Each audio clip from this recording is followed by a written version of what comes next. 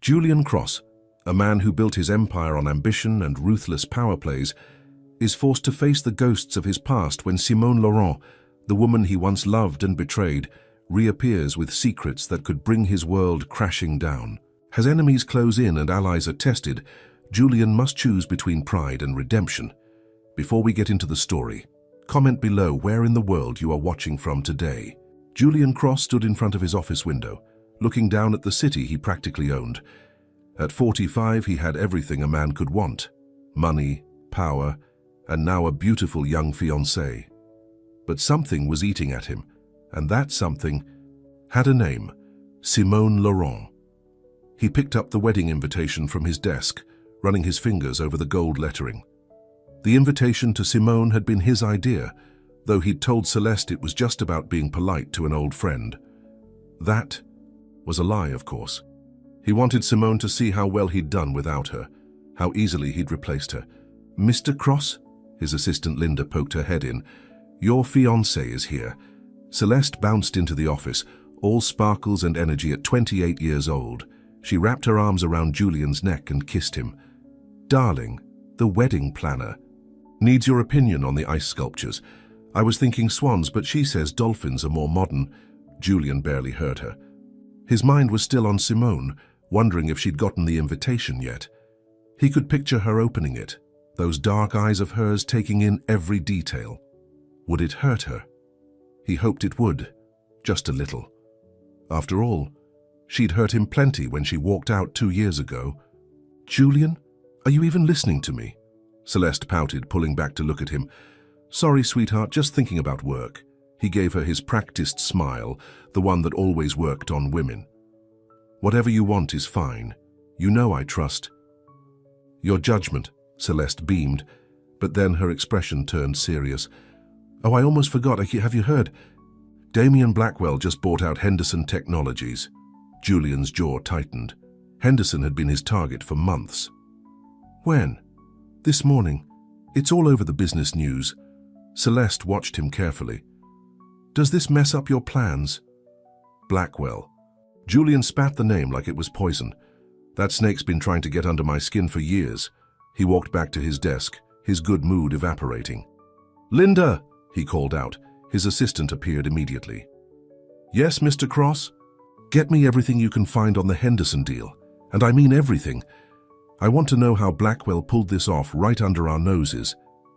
After Linda left, Celeste tried to get Julian's attention back to the wedding plans, but his mind was elsewhere. Between Simone and now this latest move by Blackwell, he could feel his perfect life starting to crack around the edges. Later that evening, Julian sat alone in his penthouse, nursing a glass of scotch. He'd sent Celeste home hours ago, claiming he needed to work. The truth was, he needed to think. He pulled out his phone and pulled up a photo he kept hidden in a password-protected folder. It was of him and Simone, taken at his beach house 2 years ago. She was laughing at something he'd said, her head thrown back, hair catching the sunlight. They'd been happy then, or at least he'd thought they were. "You could have had it all," he muttered to the photo. "Instead, you walked away. Because I worked too much? Because I was focused on building something great?" He drained his glass.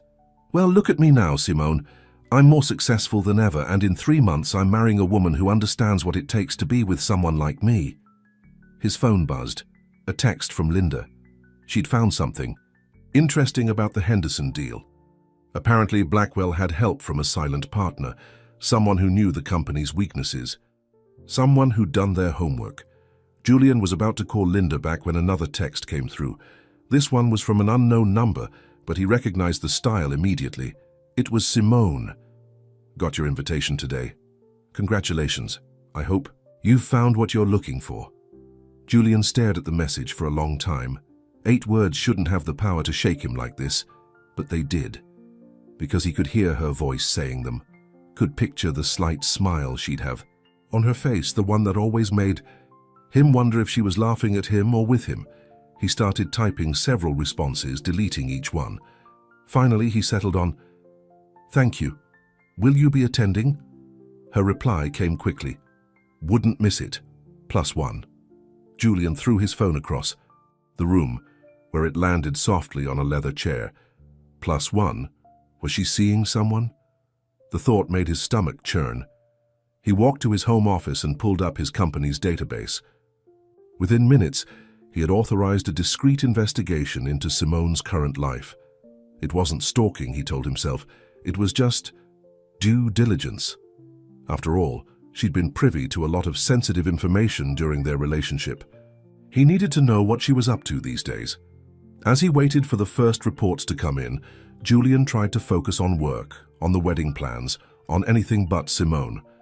But he couldn't shake the feeling that by sending that invitation, he'd set something in motion that he couldn't control.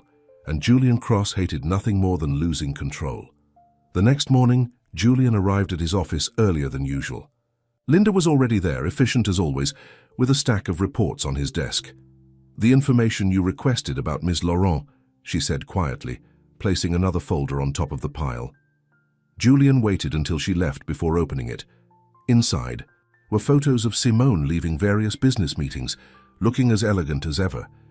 But it was the last photo that made his blood run cold. Simone having dinner with none other than Damien Blackwell. "No," Julian whispered. "Not him. Anyone. But him." The pieces started falling into place. The Henderson deal, Simone's mysterious +1, Blackwell's sudden success in areas where Julian had previously dominated. It all made horrible sense. Julian picked up his phone and called Celeste. "Honey, about the wedding. I think we need to make some changes. I want to move it up. Next month instead of 3 months from now." "What? But Julian, that's impossible. The venue is booked solid and the dress alterations—" "Money makes anything possible," he cut her off. "Trust me, it'll be even more spectacular than we planned. Just get it done." He hung up before she could argue further. Then he pulled up the photo of Simone and Blackwell again, studying it like it held the secrets to the universe. "You want to play games?" he muttered. "Fine, let's play." Simone Laurent sat in her corner office, looking at the wedding invitation, one more time before dropping it into her desk drawer. She'd known Julian would do something like this. He was too proud not to show off his new life. But seeing the actual invitation, with its fancy gold lettering and perfect paper, still stung more than she wanted to admit. "Ms. Laurent?" Her secretary's voice came through the intercom. "Mr. Blackwell is here for your meeting." Simone straightened her spine and smoothed her hair. "Send him in." Damien Blackwell walked into her office like he owned it, which wasn't far from the truth. Their partnership had started as a business arrangement, but lately things had gotten more complicated. "I take it you received the invitation?" Damien asked, settling into the chair across from her desk. "You know I did. Your spy network is as efficient as ever." Simone gave him a knowing look. "I suppose you also know he's moved up the wedding date to next month." Damien smiled, the kind of smile that had earned him his reputation as a shark in the business world. "Julian never could stand not being in control. He must have found out about our dinner." Simone sighed. "This isn't a game, Damien. These are people's lives we're talking about. Everything's a game in our world, darling. You know that better than anyone." He leaned forward. "Speaking of which, how are things progressing with the Carson merger?" "The paperwork will be ready next week. Julian thinks he has Carson locked down, but he doesn't know about the escape clause we found." Simone pulled out a file. "Once we make our move, he'll lose his biggest client, and his precious wedding will be overshadowed by the biggest business scandal of the year." Damien's eyes gleamed. "You're sure you want to go through with this?" Simone thought about the nights she'd spent alone while Julian worked, about the promises he'd broken, about the way he'd dismissed her concerns as feminine, emotional nonsense. "He needs to learn that actions have consequences," she said firmly, "that people aren't just pawns he can move around to suit his plans." "And what about his new fiancée? Celeste, isn't it? She's young. She'll bounce back." Simone tried to ignore the guilt gnawing at her conscience. Besides, better she learns now than after the wedding. Just then, Simone's phone buzzed. A text from an unknown number. Coffee, for old time's sake. Damien saw her expression change. "Let me guess. Julian? He wants to meet." Simone showed him the message. Perfect. Damien stood up and straightened his tie. "This is exactly what we need. Keep him distracted while I finalize the Carson deal." I don't know, Damien, meeting him face to face. You're not having second thoughts, are you? His voice took on a harder edge. Remember what we discussed. Remember what he did to your father's company. Simone's face hardened. Her father had died believing his company was safe in Julian's hands. Instead, Julian had stripped it for parts and sold them off to the highest bidders. You're right, she said. I'll meet him. After Damien left, Simone texted back. Pier 17. Cafe 3 p.m. She spent the next 2 hours trying to focus on work, but her mind kept drifting to Julian. She'd loved him once, deeply, completely. Part of her still did, if she was honest with herself. But love wasn't enough when it came to Julian Cross. He had to learn that some things were more important than winning. At precisely 3 p.m., Simone walked into the cafe. Julian was already there, of course. He always arrived early to important meetings. It was his way of maintaining control. You look beautiful, he said, standing as she approached the table. Save the charm for your fiancé, Julian. Simone sat down, keeping her handbag in her lap like a shield. Can't a man compliment an old friend? He smiled, but his eyes were studying her intently. I wasn't sure you'd come. Then why did you ask? Because we need to talk. Julian leaned forward. About Damien Blackwell. Simone kept her face neutral. What about him? Come on, Simone, I taught you better than to play dumb. His voice hardened slightly. You're working with him, aren't you? The Henderson deal had your fingerprints all over it. You didn't teach me anything, Julian. That's the problem. You never saw me as an equal, just as someone to mold into what you wanted. A muscle twitched in Julian's jaw. Is that what this is about? Revenge? Not everything is about you. Simone took a sip of water. Damien and I are business partners. He values my input, my experience. He listens when I speak. He's using you to get to me. Just like you're using Celeste to get to me? Simone raised an eyebrow. How is the blushing bride, by the way? Excited about the sudden change of wedding plans? Julian sat back, his expression darkening. Leave Celeste out of this. Why? You didn't hesitate to drag her into our drama by sending me that invitation. Simone stood up. You haven't changed at all, Julian. You still think you can control everything and everyone around you. Simone, wait.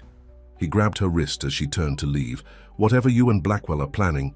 She pulled her hand away. You'll find out soon enough. Congratulations on your wedding, Julian. I hope she makes you very happy. As Simone walked out of the cafe, she could feel Julian's eyes boring into her back. Her phone buzzed. Another text from Damien. Carson, papers are ready. Meeting tomorrow. At 9.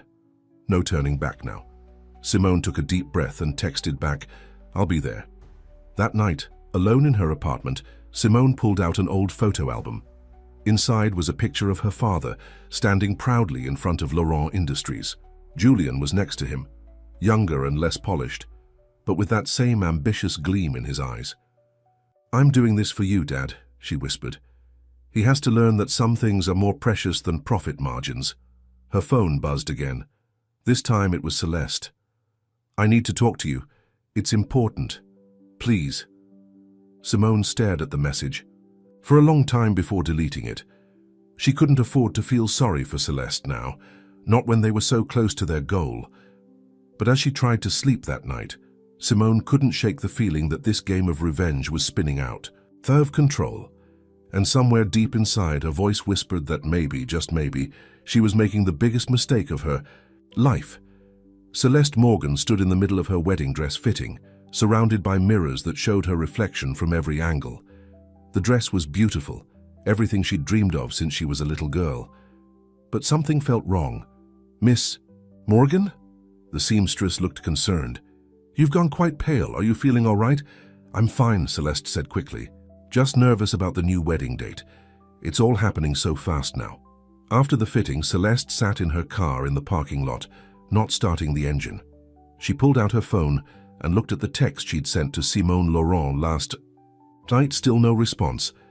Everything okay, miss? Her driver, Thomas, asked from the front seat. Take me to Cross Industries, Celeste said suddenly. She needed to see Julian. When she arrived at Julian's office, his assistant, Linda, tried to stop her. Mr. Cross is in a very important meeting. Celeste walked right past her and pushed open Julian's office door. He was indeed in a meeting with 3 stern-looking men in expensive suits. The moment he saw her face, though, Julian knew something was wrong. "Gentlemen, we'll continue this later." His tone left no room for argument. After they filed out, he turned to Celeste. "What's wrong, sweetheart? Who is she to you?" Celeste's voice shook slightly. "Simone Laurent. And don't tell me she's just an old friend, Julian. I'm young, not stupid." Julian's face hardened. "Who have you been talking to?" "Nobody had to tell me anything. I see how you've been since that invitation went out. You check your phone constantly. You barely listen when I talk about the wedding. And now suddenly we have to move everything up by 2 months? Celeste." "No." She held up her hand. "For once, you're going to listen to me. I did some research. Simone Laurent isn't just your ex-girlfriend. She was practically running Laurent Industries before you took it over. She was your partner in everything until 2 years ago. What happened?" Julian walked to his office bar and poured himself a drink. "It's complicated." "Then uncomplicate it for me." Celeste's voice grew stronger. "Because I won't be another prop in whatever game you're playing with her." "Is that what you think you are, a prop?" Julian turned to her, anger flashing in his eyes. "I asked you to marry me because I love you." "Do you?" Celeste stepped closer to him. "Or do you love the idea of me? The perfect young wife who makes you look good at parties and never questions your decisions? You're being ridiculous." Julian set his glass down hard enough to make the liquid splash. "This wedding stress is getting to you. Don't do that." Tears filled Celeste's eyes. "Don't dismiss my feelings just because they're inconvenient for you." Just then, Linda's voice came through the intercom. "Mr. Cross? Mr. Carson is online. He says it's urgent." Julian reached for the phone, but Celeste got there first and disconnected the call. "I'm not finished." "Celeste, that call could be worth millions. And that's exactly the problem." She yanked her engagement ring off and slammed it on his desk. "Everything's about business with you. Money, deals, power. What about love? What about trust?" "Pick that ring up," Julian said quietly, dangerously. "You're being hysterical." "No. For the first time, I'm seeing clearly." Celeste backed away from him. "I'm going to stay with my sister for a few days, maybe longer. I need time to think. The wedding is in 4 weeks. Then you better figure out what you really want in the next 4 weeks." Celeste turned and walked to the door, then stopped.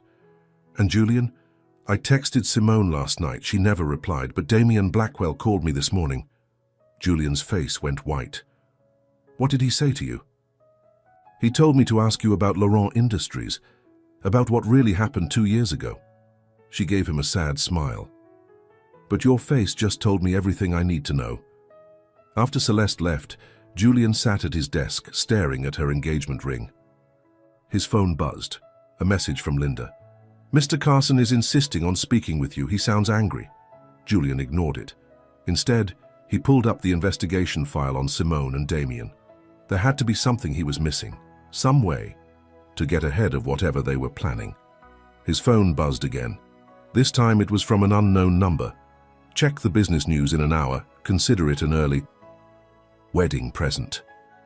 Julian's blood ran cold. He immediately called his head of security. "I want everyone in the Carson account team in my office now, and get me everything we have on our contracts with them." But deep down, he knew it was probably too late. He'd been so focused on Simone, on proving something to her, that he'd left himself vulnerable. And now Celeste was gone too. For the first time in years, Julian Cross felt truly alone. Across town, Celeste sat in her sister Rachel's apartment, crying as she told her everything. "Oh, honey," Rachel stroked her hair. "Men like Julian Cross don't change. They just get better at hiding who they really are." "I really thought he loved me," Celeste whispered. "Maybe he does in his way." Rachel handed her a tissue. "But sometimes love isn't enough. Sometimes you have to love yourself more." Celeste's phone lit up with another text from Damien. "If you want to know the whole truth about your fiancé, meet me for dinner tonight." Rachel saw the message. "Are you going to go?" Celeste wiped her eyes and sat up straighter. "Yes. It's time I stopped being Julian Cross's perfect little fiancé and started finding out who I really am." As she got ready to meet Damien, Celeste couldn't help wondering what Simone would think of all this. Was she really the villain in this story? Or was she just another woman who'd learned the hard way that loving Julian Cross came with a price? Either way, Celeste was about to find out. And somewhere in the city, business reporters were preparing to break a story that would shake Julian's perfect world to its foundations. The restaurant was one of the most exclusive in the city, but Damien Blackwell had no trouble getting a private booth on short notice. He watched Celeste walk in, noting how different she looked from the society photos he'd seen. Without her usual perfect makeup and designer clothes, she seemed younger, more vulnerable. "Miss Morgan," he stood to greet her. "Thank you for coming." "Let's skip the pleasantries," Celeste said, sitting down. "You said you know the truth about Julian, so tell me." Damien signaled the waiter for wine.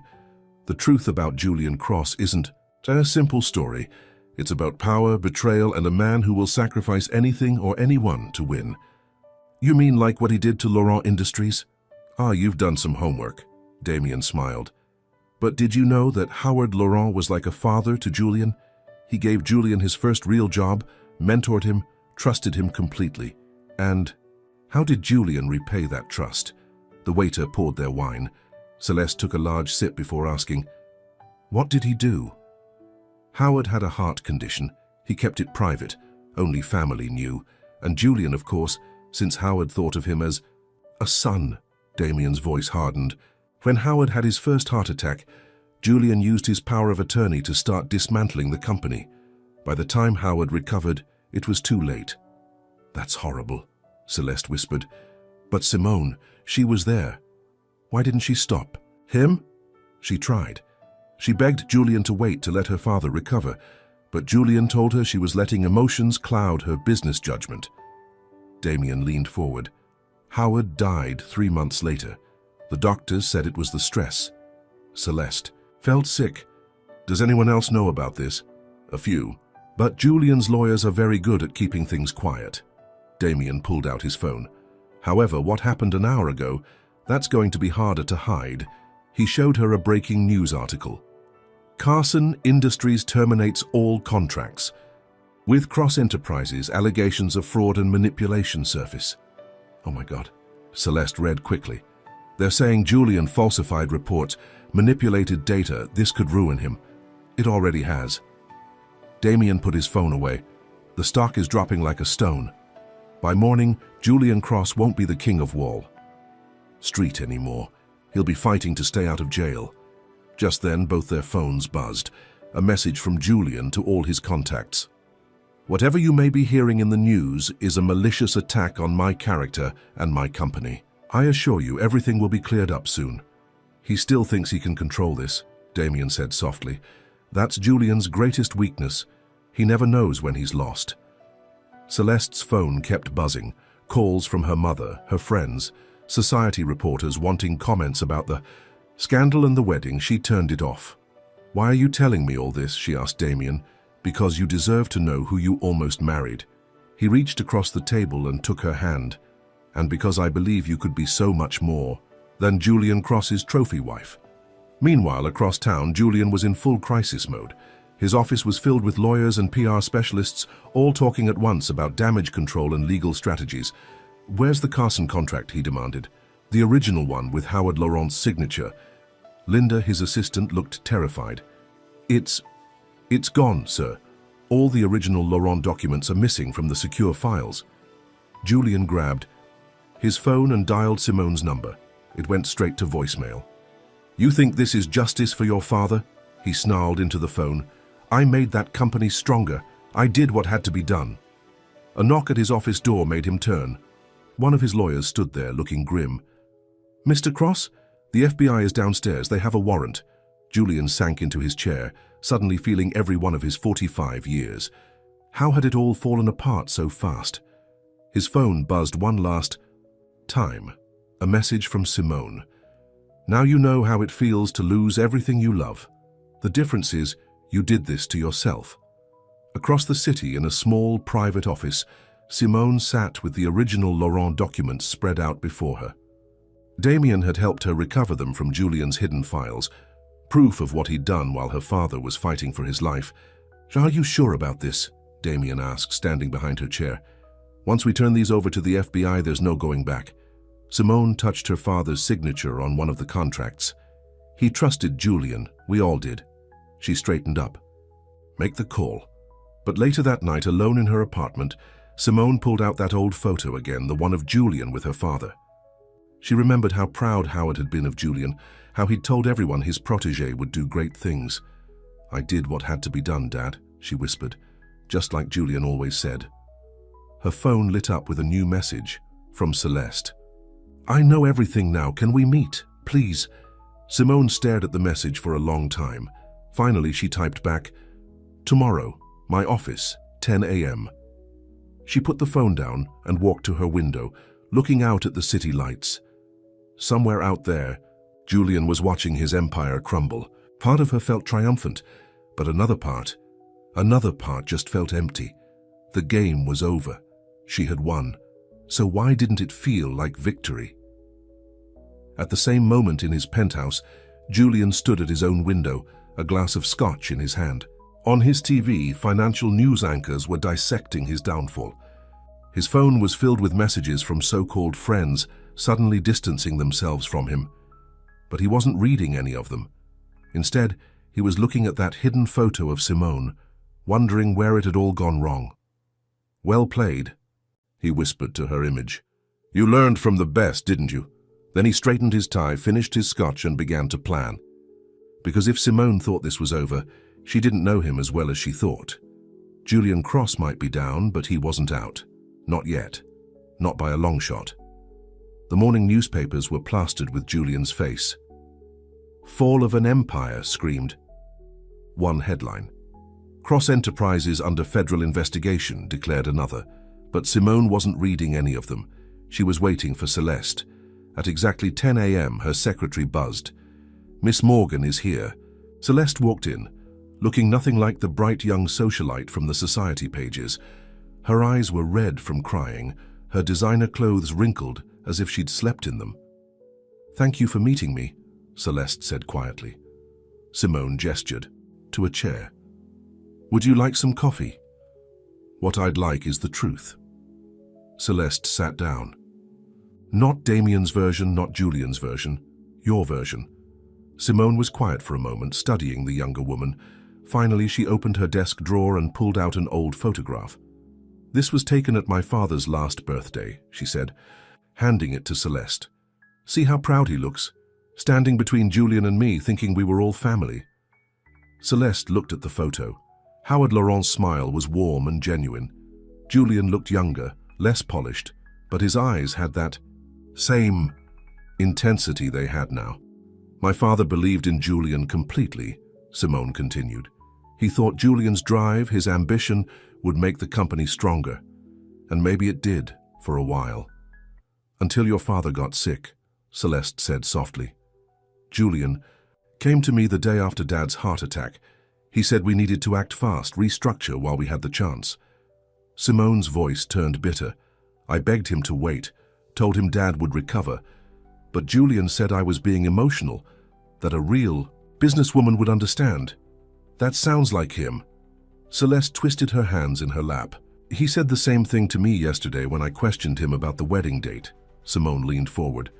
"Celeste, I need to ask you something. Did you meet with Damien last night?" "Yes. He told me everything. Showed me the news about Carson. Industries." Celeste hesitated. "He was very kind. I'm sure he was." Simone's tone made Celeste look up sharply.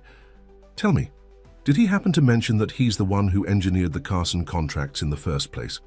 The ones that Julian later manipulated?" "What?" Celeste stood up. "No, he didn't say anything about that." "Of course not." Simone smiled grimly. "Damien Blackwell is very good at telling just enough of the truth to get what he wants." Just then, Simone's phone buzzed. It was a text from Julian. "Check your email, now." Both women looked at Simone's computer screen as she opened her email. There was a video attachment from Julian. When she played it, they saw Damien in what looked like a hotel room, talking to someone off camera. "Once Cross is out of the picture, we'll have control of everything," Damien was saying. "Simone's too blinded by revenge to see she's just a pawn, and that little fiancé of his. She'll be so grateful for a shoulder to cry on. She'll help us win over the society crowd without even realizing it. Celeste's face went pale. When was this recorded? Last night, came a voice from the doorway. Julian stood there, looking exhausted but determined. After your dinner with him. How dare you come here? Simone started to reach for her. Phone to call security. Before you do that, Julian held up a hand, you might want to hear what else Damien's been up to. Like how he's been selling company secrets to our competitors. Not just mine, yours too, Simone. You're lying, Simone said, but her voice wavered. Julian pulled out a stack of documents. These are wire transfers from offshore accounts linked to Damien. They started right after you two became partners. He's been playing us both. Celeste sank back into her chair. Oh God, I told him things last night about the wedding, about Julian's business meetings. It's not your fault, Simone said quickly. Damien's very good at what he does. At destroying people's lives? Celeste's voice cracked. Like you tried to do to Julian? No, Julian interrupted. Like I did to Howard Laurent. He turned to Simone. You were right about that. I was wrong. I was so focused on winning that I forgot what really mattered. Simone stared at him. In all the years she'd known Julian Cross, she'd never heard him admit he was wrong about anything. Why are you showing us this now? She asked. Because in about an hour, Damien's going to call an emergency board meeting. He's going to try to take control of both our companies. Julian stepped closer. We can tear each other apart later. Right now, we need to work together. Simone looked at the video still playing on her screen, then at the documents in Julian's hands. Everything she'd worked for, everything she'd thought she knew, was unraveling. If what you're saying is true, she said slowly, then everything. I did all this revenge and I played right into his hands.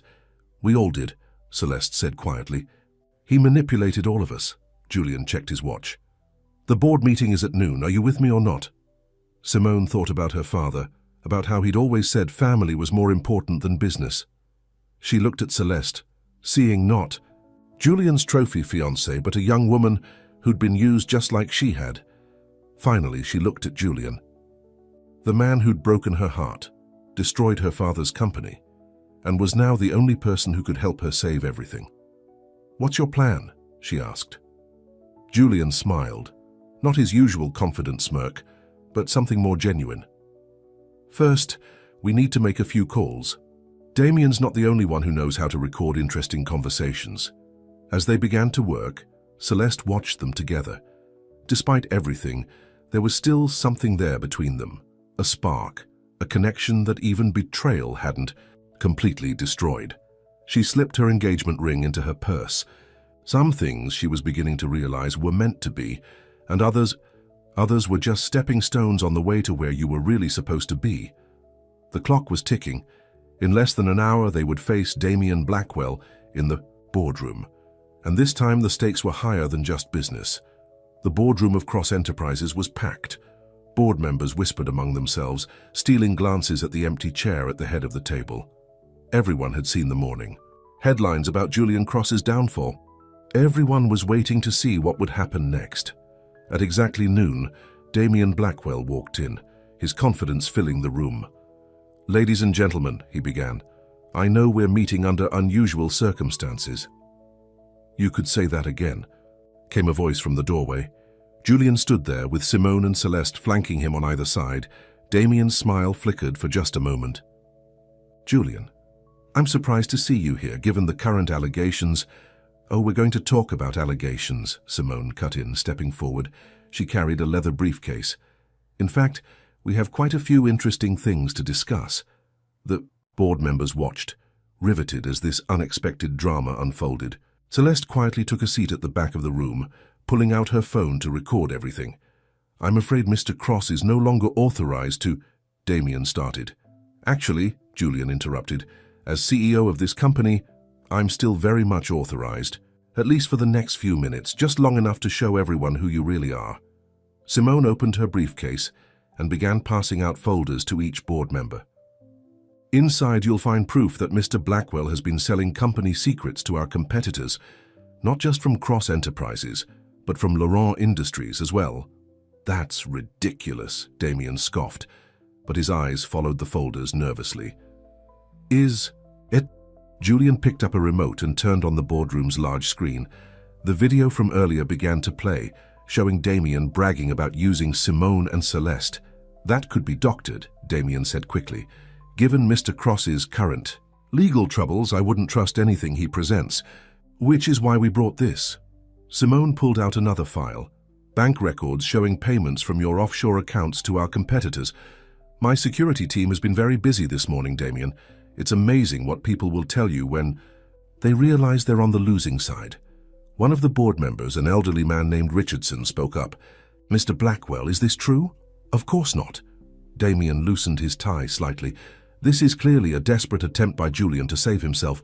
Ask Ms. Laurent. She's been working with me to expose his corrupt practices. Yes. Let's talk about that. Simone's voice was ice cold. Let's talk about how you manipulated me, used my grief over my father to turn me against Julian.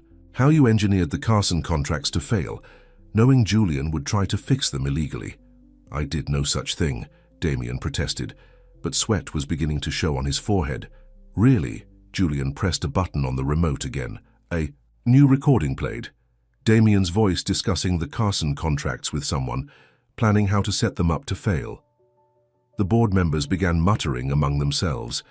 Damien looked around the room, his confident facade cracking.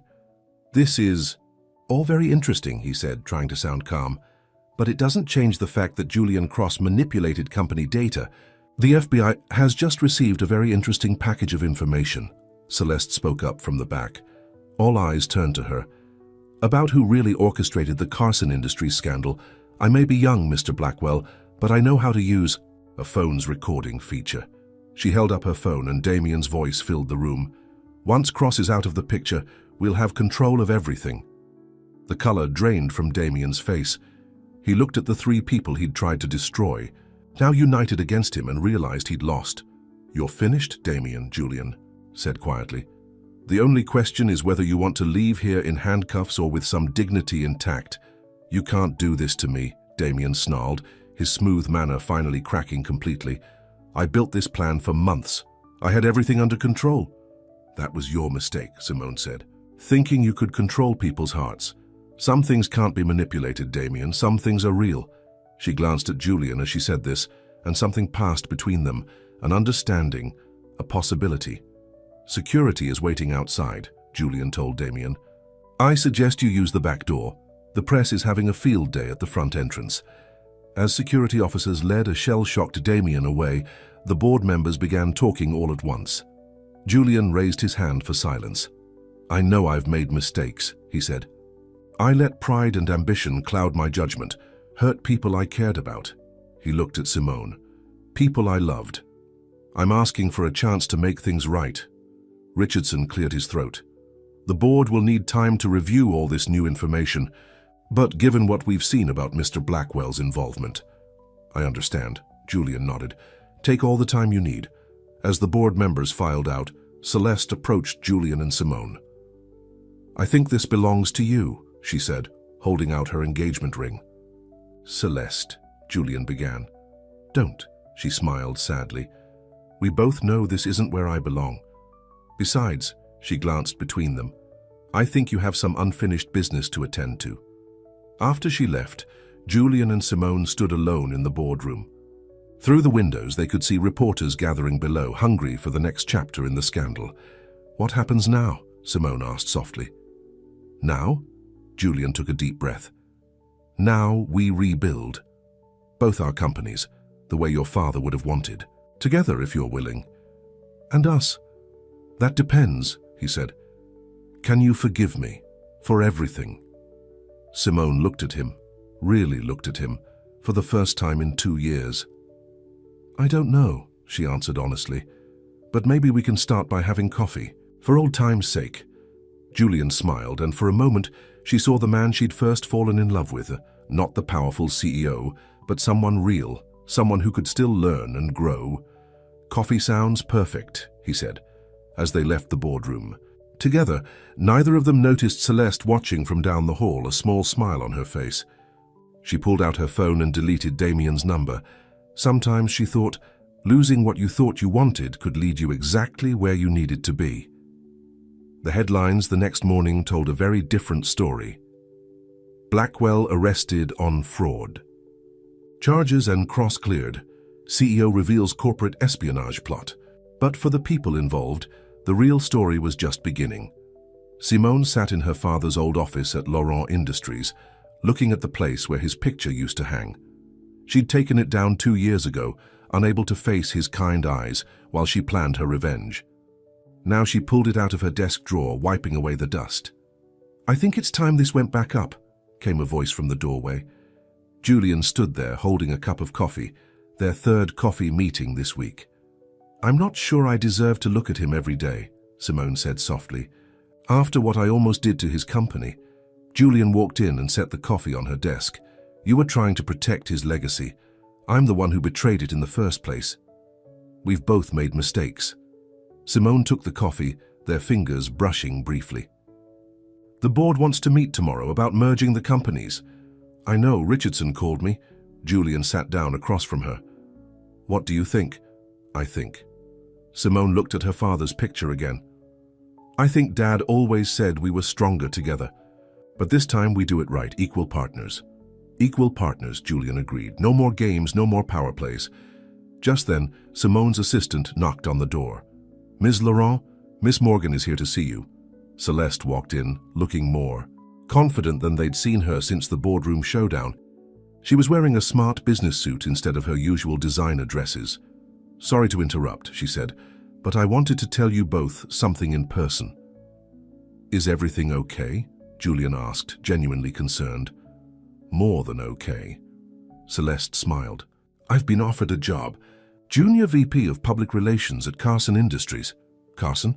Simone was surprised. "After everything that happened, that's partly why they want me. I helped expose the truth about Damien's manipulation. They think I have good instincts." Celeste straightened her shoulders. "And I do. I was just too busy trying to be the perfect socialite fiancé to notice." Julian stood up. "Celeste, I'm sorry for—" "Don't be," she cut him off. "We both know that wedding would have been a mistake.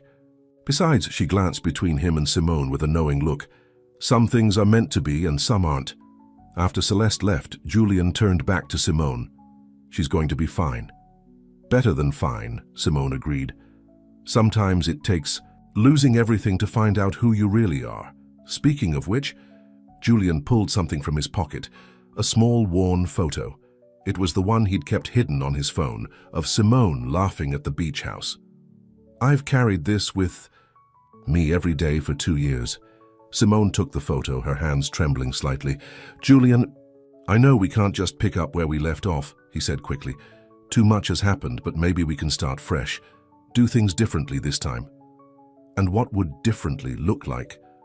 "For starters, I'm stepping back from day to day, operations at Cross Enterprises, letting the board appoint a new CEO." "You?" Simone was shocked. "Give up control?" "The merger was my idea," Julian admitted. "But not for the reasons you might think.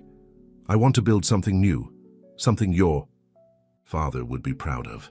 And I want to do it with you, not as your boss or your rival, but as your partner, in everything." Before Simone could respond, her phone buzzed. It was a news alert. "Damien Blackwell pleads guilty to fraud, faces 20 years.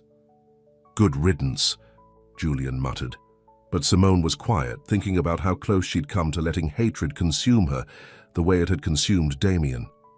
"You never answered my question," Julian said softly. "About starting fresh?" Simone stood up and walked to the wall, finally hanging her father's picture back in its rightful place. Then she turned to Julian. "I have conditions," she said firmly. "Name them." "First we go slow. No rushing into anything." Julian nodded. "Fair enough. Second, we keep our personal life and business separate. No more using one to manipulate the other." "Agreed." "And third," Simone took a deep breath. "That beach house, is it still there?" A slow smile spread across Julian's face. "It is." "Then maybe that's where we start. This weekend, just talking, remembering who we were before all of this." Julian stood and walked over to her, close but not touching. "I'd like that." They stood there for a moment, looking at Howard Laurent's picture, both thinking about second chances and the price of pride. Finally, Simone spoke again. One more condition. Anything. This time, she looked him straight in the eyes. We be honest with each other. About everything.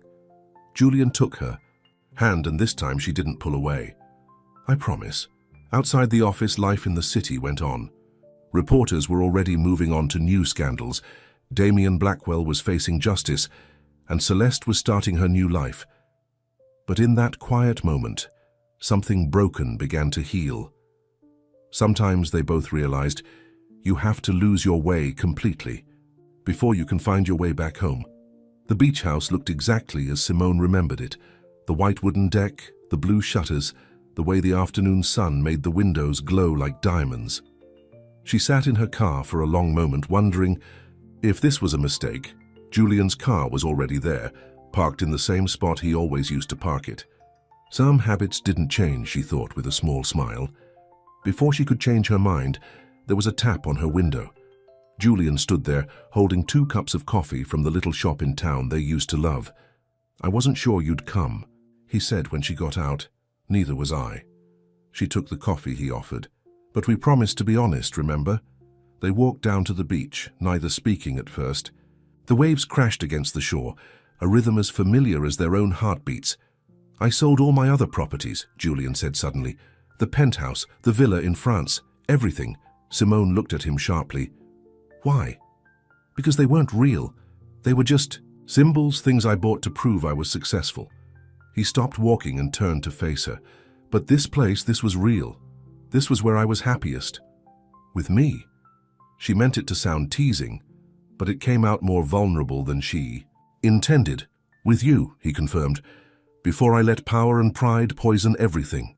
Back in the city, the business world was still buzzing about the merger of Cross Enterprises and Laurent Industries. The morning papers had run lengthy articles about the historic reconciliation of Julian Cross and Simone Laurent. But none of them knew about this moment, these two people trying to find their way back to each other. I saw Celeste yesterday, Simone said, as they walked along the water's edge. She's already making waves at Carson Industries. They're talking about promoting her to senior VP by the end of the year. Julian smiled proudly.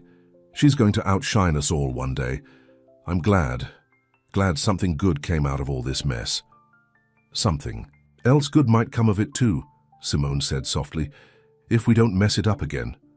They reached the old pier where they used to watch the sunset. Without discussing it, they both sat down on the edge, their feet dangling above the water. I visited your father's grave yesterday, Julian said after a while. First time since the funeral. I told him everything, what I did, why I did it, how sorry I am. Simone felt tears prick at her eyes. What do you think he would say? I think, Julian's voice caught, I think he would be disappointed in both of us. Me for betraying his trust, you for letting revenge consume you. But I also think he'd say it's never too late to make things right. Just then, Simone's phone buzzed. It was a message from Linda, Julian's old assistant. Turn on the news. Damien Blackwell trying to back out of his guilty plea. They looked at each other, both reaching for their phones, but then Julian stopped. No, he said firmly. Not here, not now. This place was always our escape from all that. Simone put her phone away, feeling something tight in her chest loosen. You really have changed, haven't you? I'm trying. He looked at her, his eyes more open and vulnerable than she'd ever seen them. For you, for us, for the man your father believed I could be. The man you already were, she corrected him, before you got lost. They sat in comfortable silence. As the sun began to set, finally Simone spoke again. The board approved the merger terms this morning. I know. They want to announce it next week. I know that too. Are you sure about stepping down as CEO?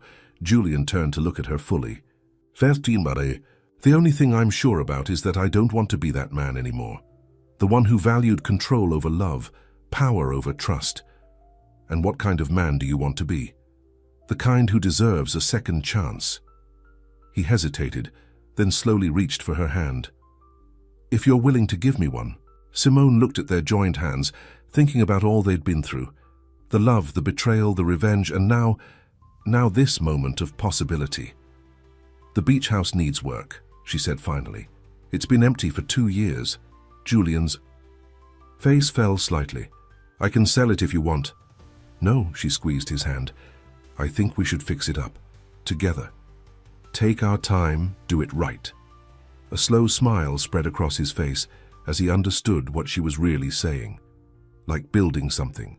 New, he asked. Like rebuilding something that was beautiful once, she corrected. And could be beautiful again.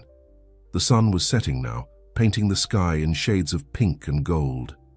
Down the beach, they could see a young couple walking hand in hand, their whole lives ahead of them. We're not those people anymore, Julian said, following her gaze. We can't go back. No, Simone agreed, but maybe we can be better people, wiser people, people who understand what really matters. She stood up, pulling him with her. Come on, show me what needs to be fixed in the house. As they walked up from the beach, Julian stopped suddenly. Simone. Yes, thank you for giving us another chance. She looked at him, this man she'd loved and hated, and now what? We're giving each other another chance, she said. Just promise me one thing. Anything. This time, let's not let pride get in the way.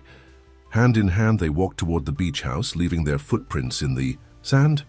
The tide would wash them away by morning, but that was okay. They were ready to make new ones. 3 months had passed since that evening at the beach house. The merger between Cross Enterprises and Laurent Industries was complete, making headlines across the business world.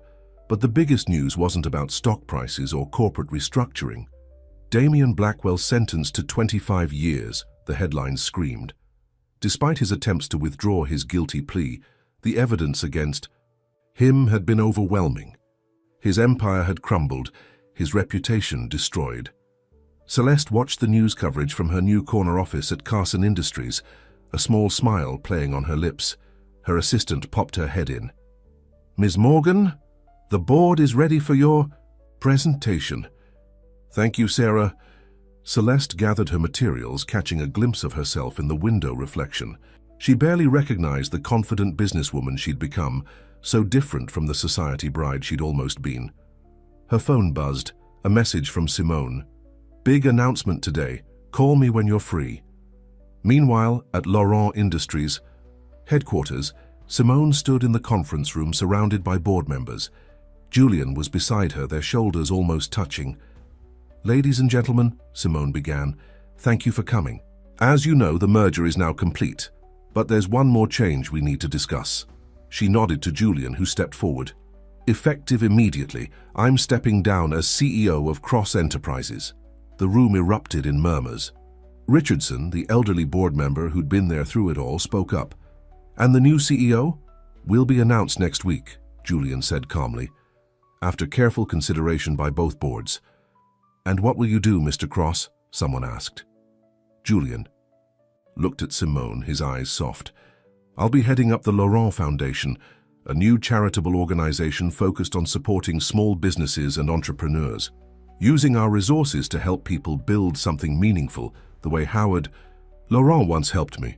After the meeting, Simone found Julian in his old office packing up his things. You didn't tell them about us, she said. Some things are private. He picked up a photo frame, the one of him with Howard Laurent. Besides, they'll find out soon. Schnaff. Simone walked over and straightened his tie, a familiar gesture that felt both old and new. Are you sure about this? Giving up control? I'm not giving up anything, he said, catching her hand. I'm gaining everything that really matters. Their moment was interrupted by a knock. Linda, who'd stayed on as their joint assistant, entered with a curious expression. Sorry to interrupt, but you might want to see this. She handed them a tablet showing a live news feed. Damien Blackwell was being led into prison, but he was smiling at the cameras. This isn't over, he was saying. Cross and Laurent, they're no better than me, they just haven't been caught yet. Julian started to tense up, but Simone touched his arm. Let him talk, we know the truth. The truth, Julian repeated softly. That's what your father always valued most, wasn't it? That and family. Simone looked at him meaningfully. Speaking. Of which? Julian's eyes widened as he understood her meaning. Are you? She nodded. tears sparkling in her eyes. "I found out this morning. I wanted to tell you after the meeting, but—" Julian pulled her into his arms, right there in the office where they'd once plotted against each other. "I love you," he whispered. "Both of you." Later that evening, they sat on the deck of the beach house, which they'd spent weekends restoring, together. The old wood was fresh and strong now, the paint new but in the same familiar colors. "I had dinner with Celeste last week," Simone said, curled up against Julian's chest. "She's dating someone, a young lawyer who looks at her like she hung the moon." "Good," Julian smiled. "She deserves that." "So do we," Simone said quietly. "Deserve to be happy, I mean. Even after everything." Julian was quiet for a moment, watching the waves. "Your father once told me something I never forgot. He said, the measure of a person isn't in never making mistakes, but in how they fix them." He was a wise man. Yes, he was. Julian placed his hand gently on Simone's stomach. "And our child will know all about him, about the good and the bad, the mistakes and the redemption. Our own little Laurent Cross merger," Simone teased. Julian laughed, then grew serious. "I want to restore your father's old office, make it exactly like it was. That's where the foundation should be based." "Really?" "Really. It's time to honor his legacy properly, to build something he would have been proud of." The sun was setting, just like that evening 3 months ago when they'd started over. But this time, there were no uncertainties, no hidden agendas, no pride standing in the way of love. Simone's phone buzzed. Celeste again. "Just heard the news, so happy for you both. Dinner soon." "We should tell her first," Simone said. "About the baby. She was part of this journey too." Julian nodded. Family dinner, here at the beach house, where it all came full circle. As they sat there watching the sky turn pink and gold, both thought about the long road that had led them here, the pride that had nearly destroyed them, the love that had saved them, and the future stretching out before them like the endless horizon. "What are you thinking about?" Simone asked, feeling Julian's heart beating steady against her back. "About how sometimes," he said softly, "you have to lose everything to find what really matters." A seagull called overhead, and somewhere down the beach, waves crashed against the shore. But in that moment, all that mattered was this: two people who'd found their way back to love and the new life growing between them. 1 year later, the Laurent Foundation's new headquarters buzzed with activity. In what was once Howard Laurent's office, now restored to its former glory, Julian Cross stood looking at an old photograph. It showed Howard Laurent on his last birthday, standing between Julian and Simone, all of them smiling. "Ready?" Simone's voice came from the doorway. She stood there holding their 3-month-old daughter, Hope Laurent Cross, who was dressed in a tiny pink dress for the occasion. "Almost." Julian straightened his tie, then walked over to take the baby. "Hello, Princess. Ready to see Daddy's big moment?" The main conference room was packed with reporters and cameras. Today was the official launch of the Laurent Foundation's first major initiative, a program to help small business owners affected by corporate takeovers rebuild their companies. In the front row sat Celeste, now Senior VP at Carson Industries, holding hands with David, her lawyer boyfriend. Next to them was Richardson, who'd become something of a grandfather figure to them all since the merger. Julian handed Hope back to Simone and stepped up to the podium. The room fell silent. 1 year ago, he began, I stood in this building and admitted I had lost my way. That pride and ambition had made me forget what really matters in life. Today I stand here as a different man. He gestured to the portrait of Howard Laurent that hung on the wall. This foundation honors a man who believed in second chances, who taught me that true success isn't measured in dollars or deals, but in the lives we touch and the legacy we leave behind. In the audience, Celeste squeezed David's hand, remembering her own journey from trophy fiancée to respected businesswoman. Her phone buzzed quietly, a news alert about Damien Blackwell. He was trying to appeal his sentence again. She ignored it. That chapter of their lives was over. Our first initiative, Julian continued, will provide support and resources to small business owners who've been affected by corporate consolidation. We can't change the past, but we can help build a better future. As he spoke, Simone thought about how far they'd come. The beach house was their permanent home now, the place where they'd welcomed hope into the world. The corporate penthouses and power suits seemed like another lifetime. After the presentation, they gathered in Howard's old office. Julian, Simone, Hope, Celeste, David, and Richardson. Linda brought in champagne and sparkling cider. A toast, Richardson raised his glass. To Howard Laurent. He would be proud of what you've all become. And to new beginnings, Celeste added, smiling at David. Speaking of which, David reached into his pocket and got down on one knee. Celeste's hands flew to her mouth as he opened a small box. I was going to wait, he said, but seeing all this love and redemption. Will you marry me, Celeste? Yes, she cried, throwing her arms around him. 1,000 times yes. As everyone congratulated the happy couple, Hope began to fuss. Julian took her from Simone, walking her to the window. Look, princess, he whispered. That's the city your grandfather loved, the one he helped build. And one day you'll help make it even better.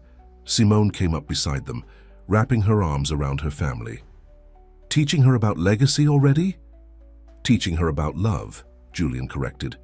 The kind that survives pride and anger. The kind that gives second chances.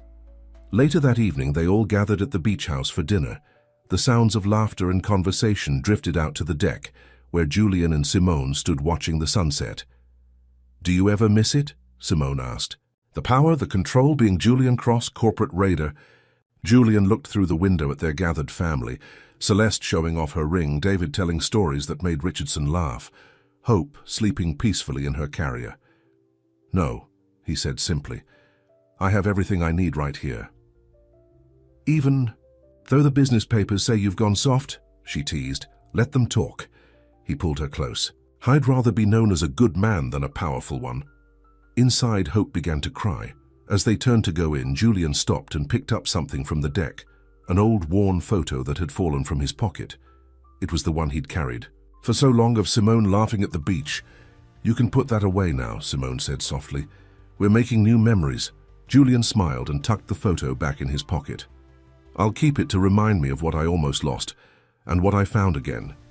They walked inside to their waiting family, leaving the deck where their story had come full circle. The sun set, over the ocean, painting the sky in colors of hope and new beginnings. In prison, Damien Blackwell sat in his cell, plotting and planning. But his schemes didn't matter anymore. The people he'd tried to destroy had built something stronger than revenge. They'd built a family, and in Howard Laurent's restored office, his portrait seemed to smile down at what his legacy had become. Not an empire of steel and glass, but a foundation of love and second chances. The end.